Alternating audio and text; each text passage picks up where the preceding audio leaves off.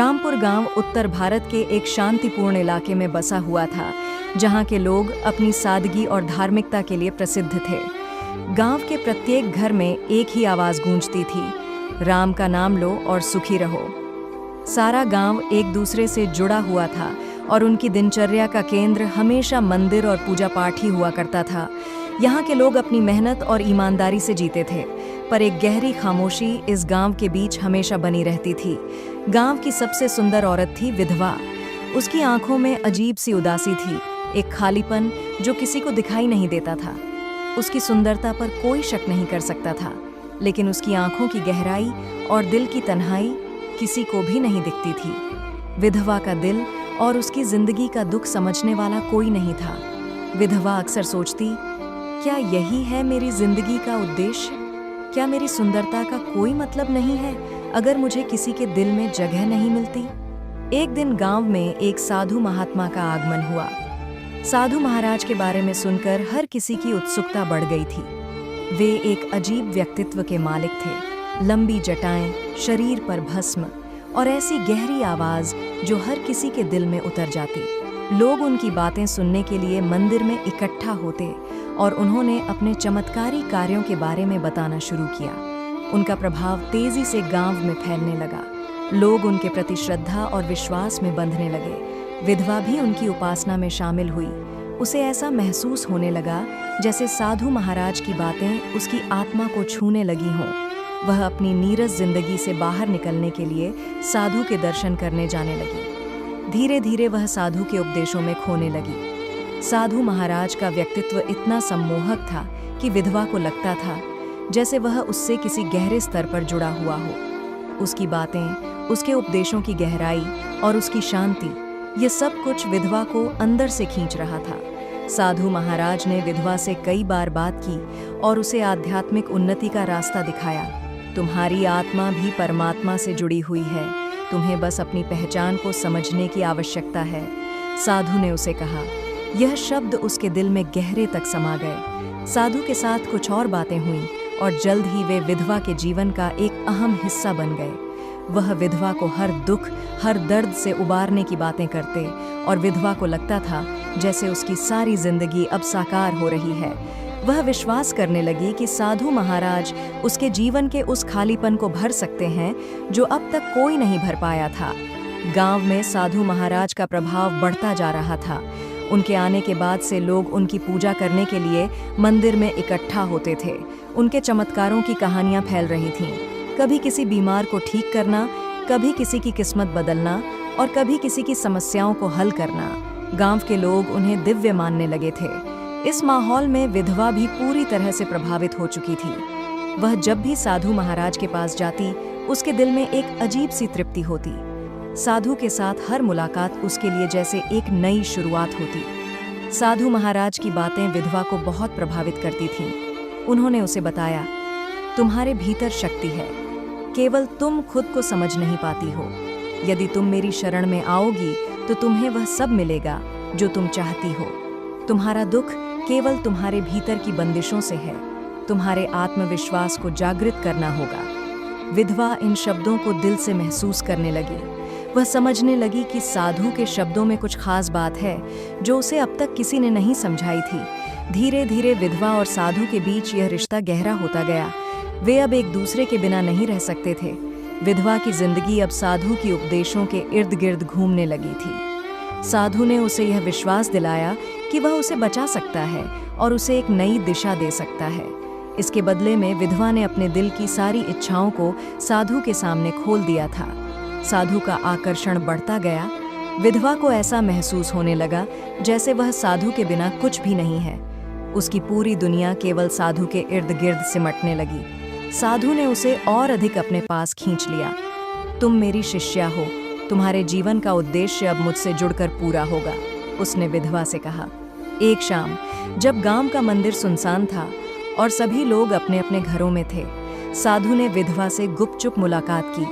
वह विधवा को यह समझाता रहा कि उसके भीतर एक दिव्य शक्ति है जिसे केवल साधु ही जागृत कर सकते हैं। विधवा ने साधु की बात पर विश्वास करना शुरू कर दिया था।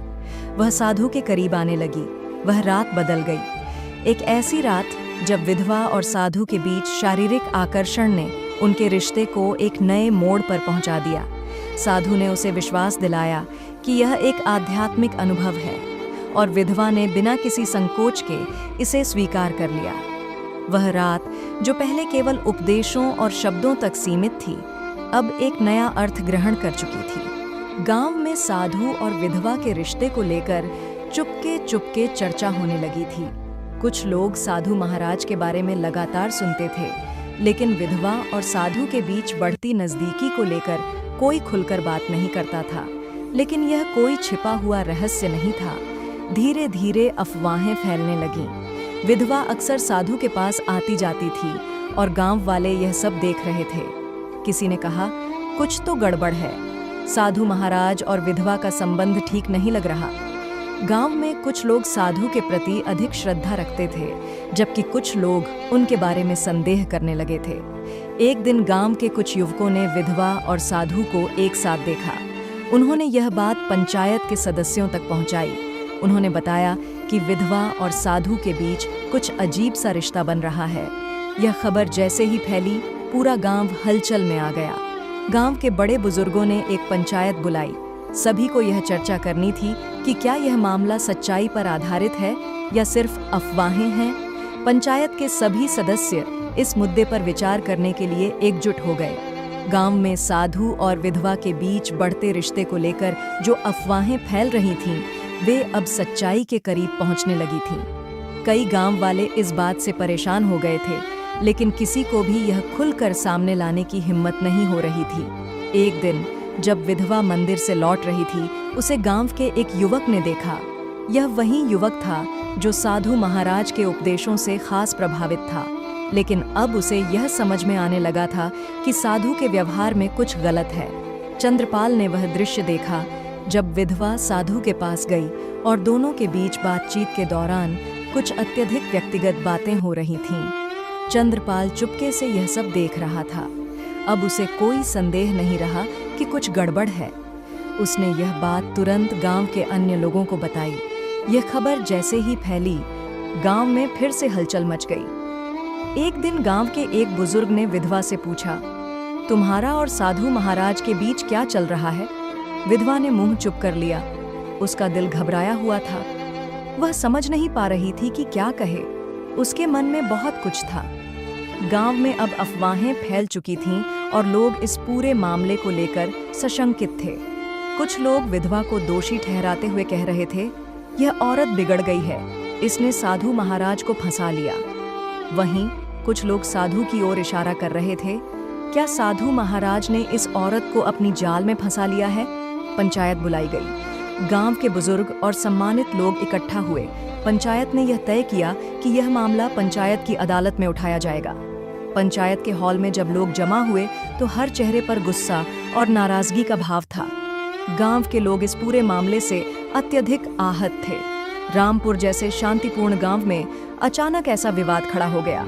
आज लोग एक दूसरे से बात करने में संकोच कर रहे थे, क्योंकि वे नहीं चाहते थे कि उनके गांव की छवि खराब हो। साधु महाराज को भी पंचायत में बुलाया गया। वह धीरे धीरे मंदिर की ओर बढ़े। अपने सिर पर सफेद चादर लपेटे हुए उनका चेहरा एकदम शांत था, जैसे उन्हें सब कुछ पहले से पता था। वह जानते थे कि गांव में क्या हो रहा है और उन्होंने तय कर लिया था कि वे किसी भी हालत में अपनी प्रतिष्ठा को बनाए रखेंगे। पंचायत की बैठक में पहले विधवा को बुलाया गया। गांव के बुजुर्गों ने उससे सवाल पूछे, क्या यह सच है कि तुमने साधु महाराज के साथ गलत संबंध बनाए हैं? विधवा ने अपनी आंखों में आंसू समेटे हुए कहा, मैं जानती हूँ कि मैंने गलत किया है, लेकिन मुझे यह सब समझ नहीं आया। साधु महाराज ने मुझे सब सिखाया और मैं उनकी बातों में फंस गई। गांव के कुछ लोग विधवा की बातें सुनकर दुखी हुए, जबकि कुछ लोग उससे गुस्से में थे। उसी दौरान एक बुजुर्ग महिला, जो गांव की सबसे बुद्धिमान औरत थी, खड़ी हुई। उसने कहा, क्या यह केवल विधवा की गलती है? क्या हम यह नहीं समझ सकते कि साधु महाराज ने इस सब में एक पापी भूमिका निभाई है? बुजुर्ग महिला की आवाज गहरी थी। यह सुनकर पंचायत में हलचल मच गई। कुछ लोग साधु के पक्ष में थे, जबकि कुछ ने उसे दोषी ठहराया। अंततः यह फैसला हुआ कि साधु महाराज को गांव से बाहर कर दिया जाएगा।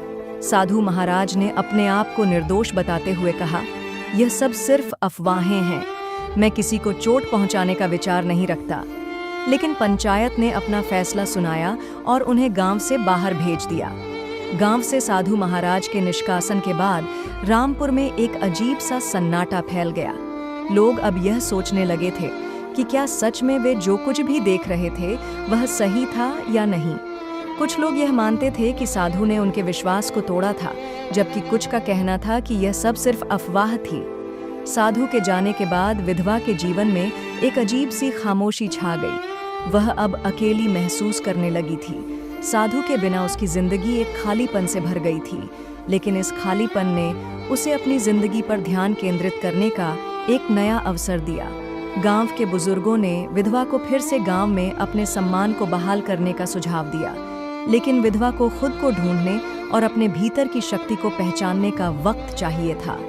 वह अपने अंदर हो रहे बदलाव को महसूस कर रही थी और अब उसे यह समझ में आने लगा था कि उसकी जिंदगी का उद्देश्य सिर्फ साधु के उपदेशों में नहीं था, बल्कि उसे अपने स्वयं के भीतर की शक्ति को पहचानने की जरूरत थी। गांव में अब सब कुछ धीरे धीरे सामान्य हो रहा था। लोग साधु महाराज की काली छाया को भूलने लगे थे। विधवा ने अपनी गलती को सुधारने के लिए गांव में एक नई दिशा में कदम रखा। वह अब गांव की महिलाओं को शिक्षित करने और समाज में बदलाव लाने की दिशा में काम करने लगी। उसने यह समझ लिया था कि जब तक वह खुद को सुधार नहीं सकती, तब तक वह दूसरों की मदद नहीं कर सकती। गांव में हुए इस पूरे घटनाक्रम ने लोगों को यह सिखाया कि किसी भी संबंध में विश्वास और समझ दोनों जरूरी होते हैं। विधवा ने अपनी ताकत को पहचान लिया था।